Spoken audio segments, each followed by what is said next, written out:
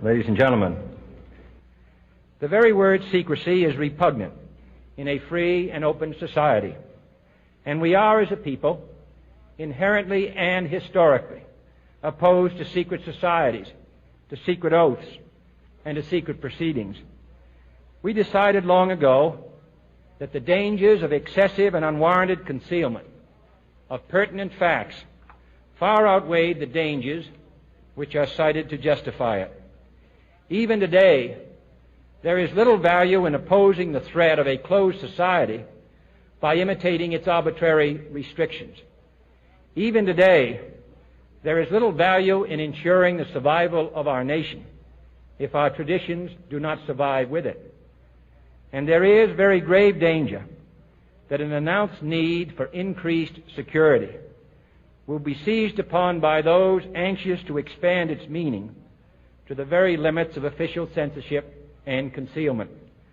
That I do not intend to permit to the extent that it's in my control. And no official of my administration, whether his rank is high or low, civilian or military, should interpret my words here tonight as an excuse to censor the news, to stifle dissent, to cover up our mistakes, or to withhold from the press and the public the facts they deserve to know. And this is from Azus Revelations that I'll include in the show notes here. Quote, "There are various secret societies in the world, all overseen and managed by the black nobility and royal families. Secret societies are brotherhoods and sisterhoods of orders used for infiltration into the rest of society, promoting and engineering organized political agendas, creating subcultures, and used for persecution. Some secret societies include the Freemasonry, Rosicrucian Order, Hermetic Order of the Golden Dawn, Wicca, New Age cults, neo-fascist cults, Scientology, Jesuits, Knights of Columbus, Knights of Malta, Skull and Bones, Shabtai, Kabbalah Society, and others. Organized religions also use secret societies within their churches, temples, and mosques. All secret societies are overseen by the all-seeing eye, or Holy See, whether members realize this or not. Secret societies are secret because they are criminal societies and have something to hide. Secrecy and privacy are not the same thing. Within most secret societies, they have an outer circle of non-initiates and an inner circle. Non-initiates create the layer of protection, and this makes it difficult to criminalize the entire group. The inner circle is made up of initiated members, and those initiations involve various criminal and highly immoral activities involving greed, sadism, pedophilia, blood drinking, and even human and animal sacrifice. Secret societies are brotherhoods and sisterhoods, and being part of this group normalizes the criminal and immoral initiations. In psychology, this is related to the mob mentality because others are doing these initiations and makes them seem acceptable. The mafia function as a criminal secret societies and also use their similar initiations. Fully initiated members of the mafia are called made men. The black nobility use the mafia as their enforcers to keep other secret societies in line. They also use blackmail initiated members to make it difficult to get out or to speak out against them. The mafia refer to their code of silence as omerta. A common theme among initiates of secret societies is the shh symbol. The most effective way to deal with the secret societies is by first shutting down the mafia. For we are opposed around the world by a monolithic and ruthless conspiracy that relies primarily on covert means for expanding its sphere of influence, on infiltration instead of invasion, on subversion instead of elections, on intimidation instead of free choice, on guerrillas by night instead of armies by day. It is a system which has conscripted vast human and material resources into the building of a tightly knit, highly efficient machine that combines military, diplomatic, intelligence, economic, scientific, and political operations. Its preparations are concealed, not published. Its mistakes are buried, not headlined. Its dissenters are silenced, not praised. No expenditure is questioned, no rumor is printed, no secret is revealed.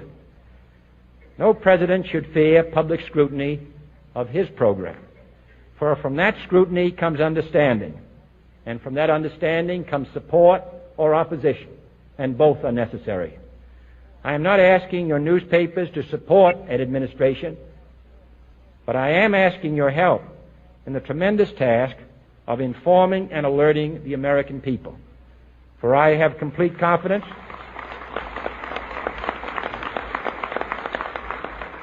in the response and dedication of our citizens whenever they are fully informed. I not only could not stifle controversy among your readers, I welcome it. This administration intends to be candid about its errors.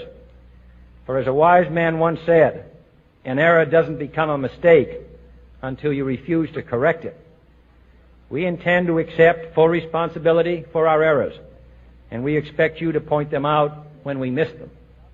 Without debate, without criticism, no administration and no country can succeed, and no republic can survive.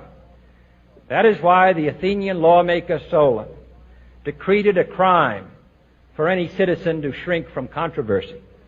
And that is why our press was protected by the First Amendment, the only business in America specifically protected by the Constitution, not primarily to amuse and entertain, not to emphasize the trivial and the sentimental, not to simply give the public what it wants, but to inform, to arouse, to reflect, to state our dangers and our opportunities, to indicate our crises and our choices, to lead, mold, educate, and sometimes even anger public opinion.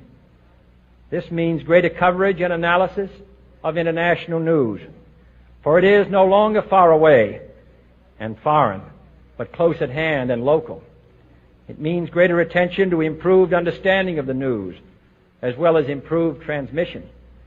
And it means, finally, that government at all levels must meet its obligation to provide you with the fullest possible information outside the narrowest limits of national security. And so it is to the printing press, to the recorder of man's deeds, the keeper of his conscience, the courier of his news, that we look for strength and assistance, confident that with your help, man will be what he was born to be, free and independent.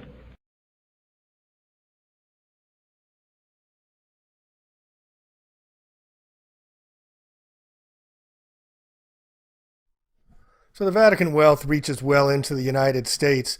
Here we see a picture of Jeb Bush, brother of President George Bush's and father, and also governor of Florida, with his Knights of Columbus buddies. You can see him here. He's kneeling down in front of the Pope, paying homage. This is their image, the Knights of Columbus.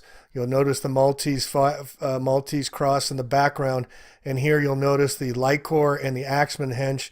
This is also on the Congressional House, where the President gives the State of the Union on each side. And these rods here are caning rods and an Axeman's Hench. And the old days, the Roman Empire would pass a law, and they'd go around with these Lycors, and if you did not like the new law, they'd either cane you or cut off your head.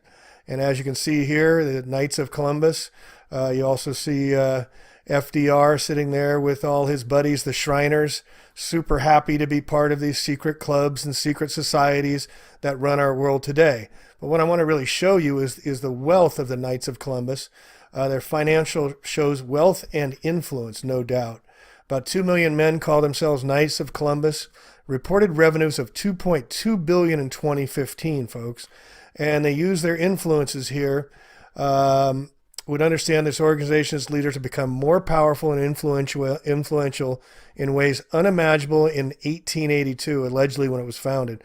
For more than a decade and a half under the leadership of a former political operative, Knights of Columbus have used their enormous wealth to influence the direction of the church, underwriting think tanks, and news outlets while gaining entry to some of the highest levels of decision-making in the church.